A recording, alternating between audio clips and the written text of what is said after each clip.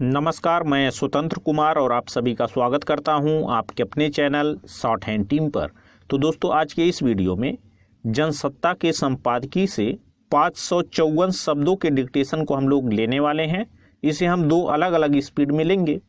पहली बार में 80 की स्पीड में, तो दूसरी और आखिरी बार में इसी डिक्टेशन को हम लोग 100 की स्पीड में लेने वाले हैं। अगर आपको इस डिक्टेशन के PDF की ज़रूरत है या इसमें आए हुए महत्वपूर्ण शब्दों के आउटलाइंस को जानना चाहते हैं, तो आप हमारे टेलीग्राम ग्रुप को जरूर ज्वाइन कर लें। ग्रुप का लिंक इसी वीडियो के ठीक नीचे डिस्क्रिप्शन बॉक्स में आपको मिल जाएगा। तो 80 की स्पीड में आपका डिक्टेशन स्टार्ट होगा 5 सेकंड के बाद। तब तक के लिए आप रेडी रहें। स्टार्ट।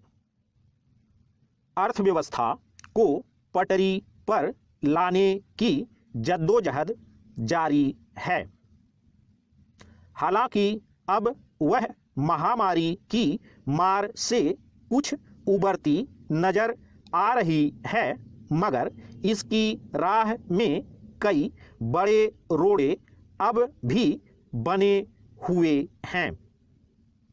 इसे लेकर भारतीय रिजर्व बैंक की चिंता स्वाभाविक है। रिजर्व बैंक ने दूसरी स्थिरता रिपोर्ट में माना है कि नीति और नियामकीय समर्थन से महामारी के दौरान वित्तीय संस्थान मजबूत बने रहे और वित्तीय बाजारों में स्थिरता रही। मगर महामारी पूर्व स्थिति में लौटने की राह अभी आसान नहीं हुई है। इसके लिए रिजर्व बैंक ने महंगाई और गैर निष्पादित परिसंपत्तियों यानी NPA में लगातार बढ़ोतरी को बड़ी वजह माना है। बैंक का कहना है कि लागत बढ़ने की वजह से महंगाई पर काबू पाना कठिन बना हुआ है। निजी निवेश और निजी खपत बढ़ने से बैंकों की स्थिति मजबूत हो सकती है। हालांकि इसके लिए रिजर्व बैंक लगातार प्रयास करता रहा है। रेपो और रिवर्स रेपो दरों को काफ़ी नीचे बनाए रखा गया है ताकि बाजार में पूंजी का प्रवाह बढ़े और लोग खरीदारी को उत्साहित हों। मगर इस मामले में अभी अपेक्षित तेजी नहीं लौट सकी है। पैरा। इस वक्त खुदरा और थोक दोनों महंगाई अपने उच्च स्तर पर है। कुछ तो पेट्रोल डीजल की कीमतें बढ़ने की वजह से भी ऐसा हुआ है, मगर महंगाई बढ़ने की अन्य वजहें भी समझने की जरूरत है। खाने पीने की वस्तुओं की कीमतें तब भी काबू में नहीं आ पा रही हैं, जबकि उनकी पैदावार बाजार में आनी शुरू हो गई हैं।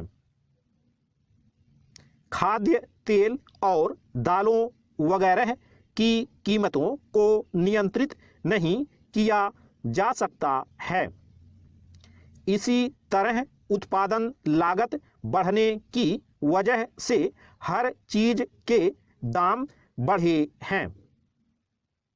पहले ही बहुत सारे लोग अपनी नौकरी गंवा चुके हैं।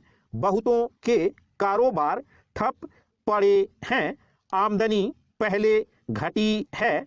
ऐसे में वस्तुओं की कीमतें बढ़ने से वे बाजार में उत्साह के साथ नहीं जा पा रहे। यानी निजी निवेश और खपत की जो अपेक्षा रिजर्व बैंक कर रहा है उसके अभी बढ़ने की उम्मीद नजर नहीं आ रही। अभी जिस तरह कोरोना के मामले फिर से बढ़ने लगे हैं और तीसरी लहर की आशंका जताई जा रही है, उसमें फिर से कारोबारी गतिविधियों को सीमित किया जा रहा है। ऐसे में अर्थव्यवस्था को पटरी पर लाने की चुनौती एक बार फिर से बढ़ती दिख रही है। पैरा, रिजर्व बैंक की सबसे अहम चिंता गैर निष्पादित परिसंपत्तियां या एनपीए को लेकर हैं।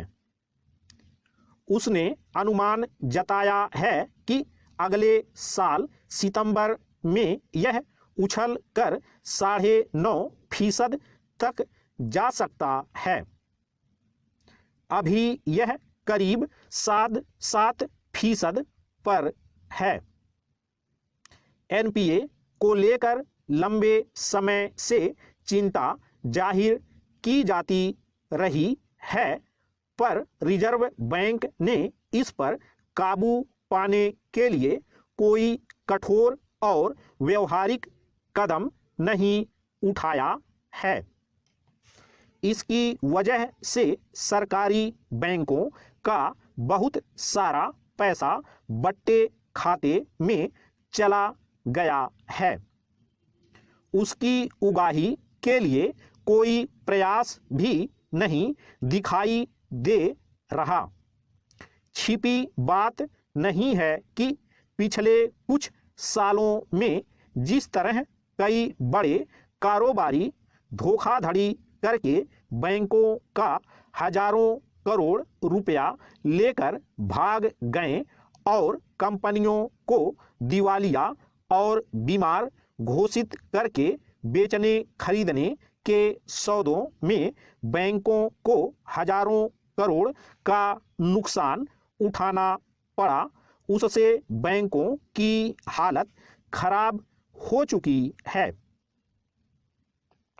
अब रिजर्व बैंक ने इसे लेकर चिंता जताई है, तो उम्मीद की जाती है कि वह एनपीए की उगाही के लिए कोई व्यवहारिक कदम उठाएगा। स्टॉप।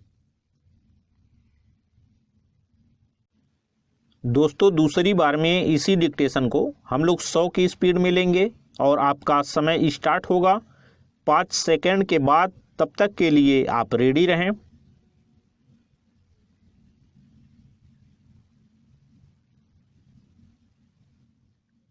स्टार्ट। अर्थव्यवस्था को पटरी पर लाने की जद्दोजहद जारी है। हालांकि अब वह महामारी की मार से कुछ उबरती नजर आ रही है, मगर इसकी राह में कई बड़े रोड़े अब भी बने हुए हैं। इसे लेकर भारतीय रिजर्व बैंक की चिंता स्वाभाविक है। रिजर्व बैंक ने दूसरी स्थिरता रिपोर्ट में माना है कि नीति और नियामकीय समर्थन से महामारी के दौरान वित्तीय संस्थान मजबूत बने रहे और वित्तीय बाजारों में स्थिरता रही। मगर महामारी पूर्व स्थिति में लौटने की राह अभी आसान नहीं हुई है। इसके लिए रिजर्व बैंक ने महंगाई और गैर निष्पादित परिसंपत्तियों यानी एनपीए में लगातार बढ़ोतरी को बड़ी वजह माना है। बैंक का कहना है कि लागत बढ़ने की वजह से महंगाई पर काबू पाना कठिन बना हुआ है। निजी निवेश और निजी खपत बढ़ने से बैंकों की स्थिति मजबूत हो सकती है। हालांकि इसके लिए रिजर्व बैंक लगातार प्रयास करता रहा है। रेपो और रिवर्स रेपो दरों को काफी नीचे बनाए रखा गया है ताकि बाजार में पूंजी का प्रवाह बढ़े और लोग खरीदारी को उत्साहित हों।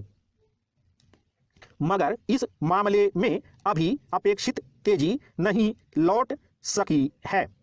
पैरा, इस वक्त खुदरा और थोक दोनों महंगाई अपने उच्च स्तर पर है। कुछ तो पेट्रोल डीजल की कीमतें बढ़ने की वजह से भी ऐसा हुआ है, मगर महंगाई बढ़ने की अन्य वजहें भी समझने की जरूरत है।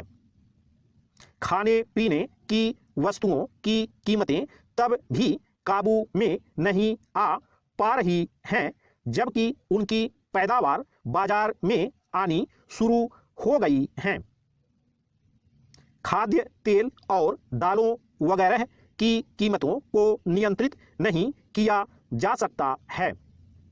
इसी तरह उत्पादन लागत बढ़ने की वजह से हर चीज के दाम बढ़े हैं।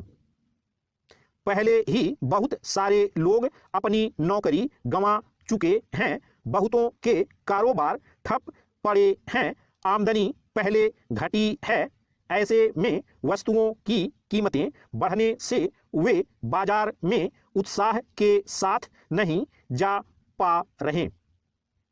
यानी निजी निवेश और खपत की जो अपेक्षा रिजर्व बैंक कर रहा है, उसके अभी बढ़ने की उम्मीद नजर नहीं आ रही।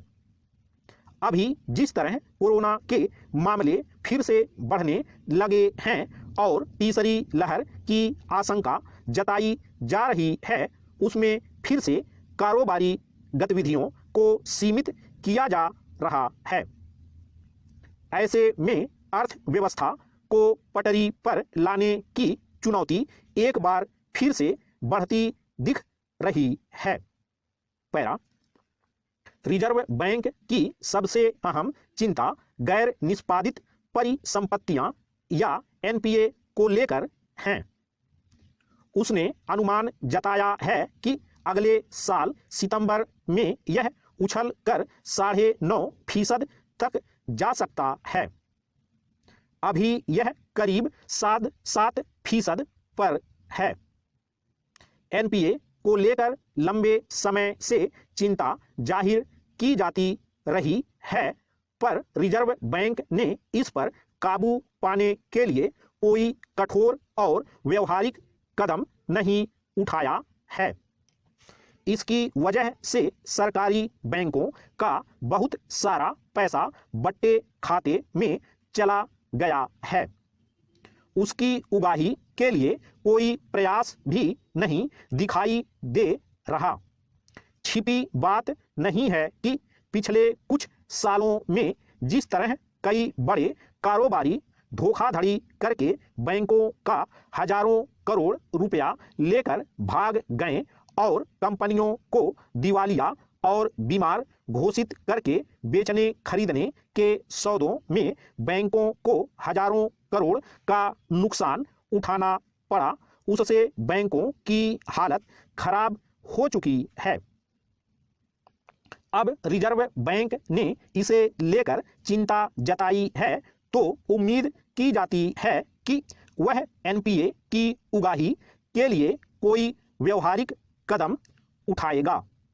स्टॉप।